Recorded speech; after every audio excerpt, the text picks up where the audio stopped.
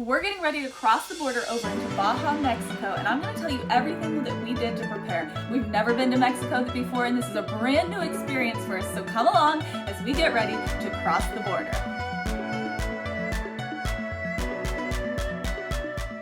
So this is a hotel room, not our RV, as you can probably tell. The RV is in a shop right now because we're trying to get everything fixed before we go to Baja. In the meantime, we've been working through our checklist on everything we need to prepare to cross the border. One of the first things we did when we even first started thinking about going to Baja was figuring out what documentation we needed. Turns out it's not too much. The main thing is a passport. We had to renew Craig's. I already had mine. Our driver's license. You need Mexican auto insurance. Your US auto insurance isn't gonna cut it, so we used Baja Bound, and that's who we were able to secure a policy with. And if you do have pets, you're gonna wanna make sure that you get all of their vaccines up to date and have that paperwork with you. We've heard that they rarely ask for the paperwork, but they could, and it is required, so just get it done before you go. And the biggest thing you need to know about going into Mexico is that you need to get something that's called an FMM. So this is basically like a Mexican tourist visa, and if you're gonna be in Mexico for any length of time, you need to get one to be there legally, basically, and you have to get it stamped. So you get it when you cross the border at the immigration office, and you must pay for it and get it stamped. Sometimes that's not in the same line, so we've heard. So just make sure you get both done.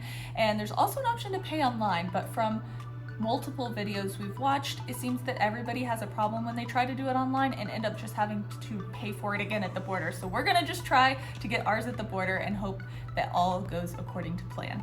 The last kind of like initial thing to know is that there are certain things that you can't take into Mexico, like firearms and blades over 8 inches long and drugs, of course. But even some things that are legal in the US might not be legal in Mexico, so you'll want to check into that. And then plants, live plants, certain produce, you can find all of this online, but just make sure you look up a list. I'll link some in the description as well, some resources on what you cannot bring into Mexico. Heading to an Amazon locker to pick up a couple more things on our shopping checklist: snorkel masks and a road atlas. So I got a good tip off some video somewhere that to get this specific Baja road atlas, oh, and we just the other day, somewhere, is it back here? Got one of the other things off our shopping list, which was a GoPro mount, so that we can have our GoPro on the windshield while we're driving. Got a couple more things I'll show you later that we've already gotten off our shopping list, kind of must have before Baja items. We use Amazon lockers a lot for packages. They're probably the easiest thing when trying to order something while traveling.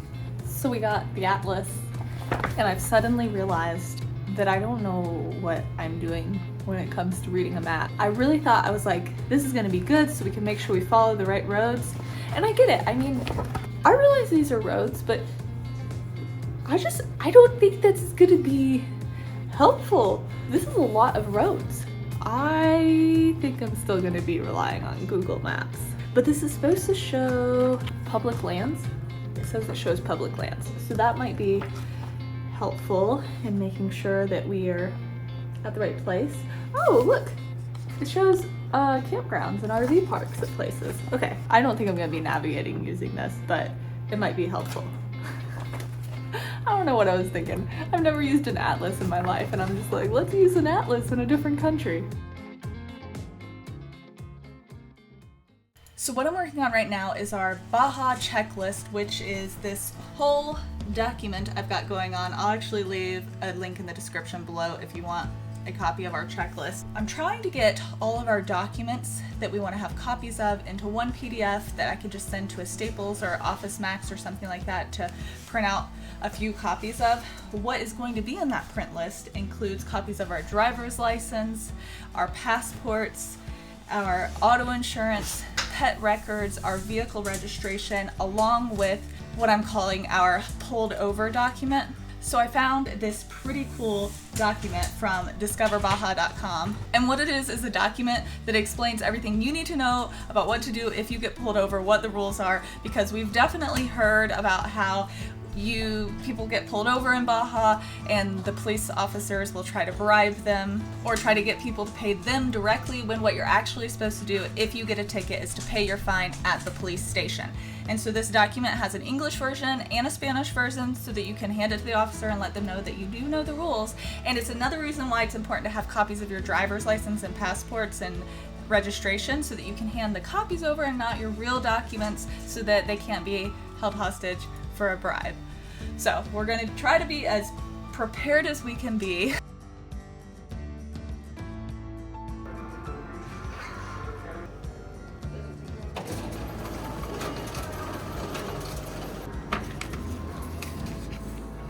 Okay, you ready for this modeling session? Pretty comfortable. It's not bad. I think they are more comfortable than the other kinds. Yeah, for sure. Like the frameless. They were the Cressy F1 frameless dive mask from Amazon. I'll link them in our store because I'm sure this makes you want to buy it. Yeah.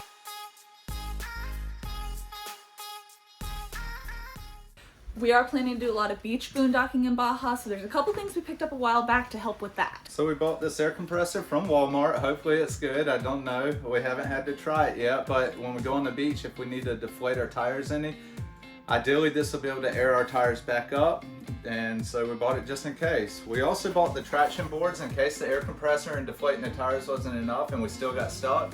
We can use these traction boards to shove under the tires to get a little bit more traction. We already had to use them once.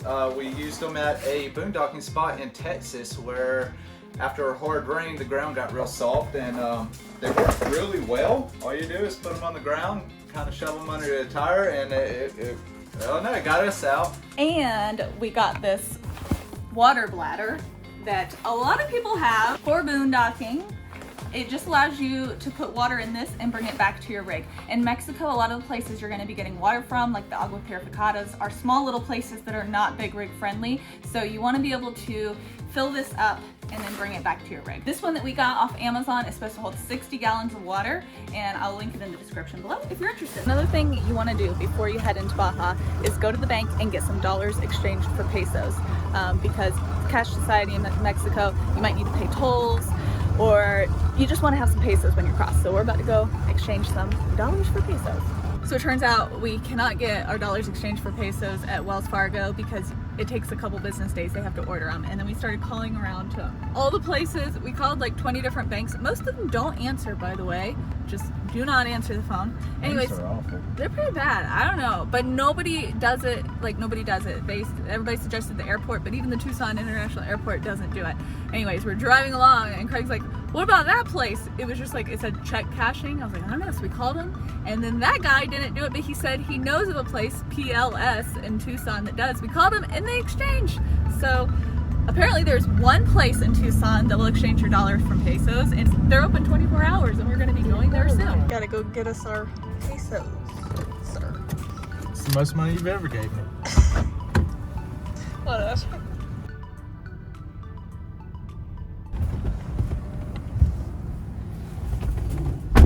Did you get a variety?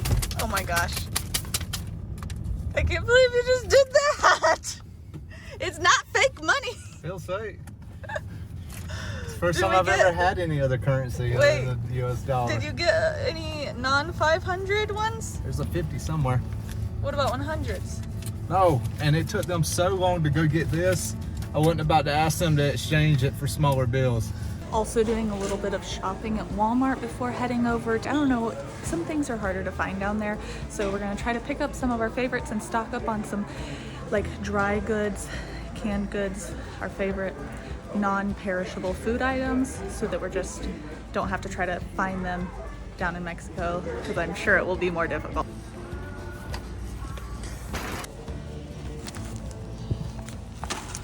A few more last minute things that I'm doing is downloading offline Google Maps on our phones before crossing the border, and really checking those routes once we cross over where we need to go to get to the main highway in Mexicali, because I don't want to be stuck not knowing what road to turn on. So we're going to have those routes memorized, and then also coming over to the fridge and getting rid of anything that we're not allowed to have, like fresh produce and milk and stuff like that.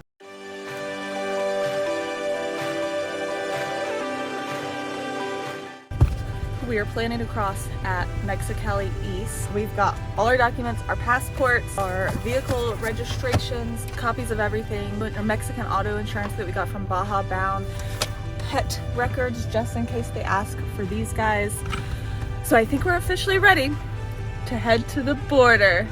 It's so early, but I'm so excited. What was that noise? It's so weird. In like 2 hours, we should be in Mexico.